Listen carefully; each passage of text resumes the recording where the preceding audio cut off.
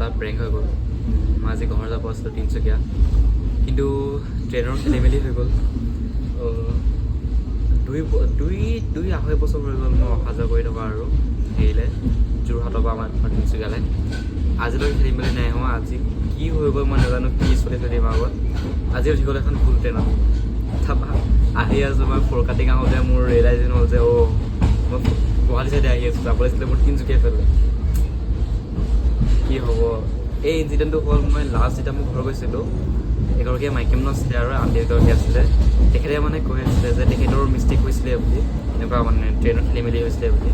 তেতিয়া মই তেখেতক বুজাই দিছিলোঁ, মানে এপ এটা কথা কৈছিলোঁ আৰু ৱেৰ ইজ মাই ট্ৰেইন এটা এপ এটা আছে আৰু মই সেইটো এনেকৈ বুজাই আছোঁ, এনেকৈ হয়, এনেকৈ চাব পাৰে, কোনটো প্লেটফৰ্ম আহিব, কোনফালে যাব।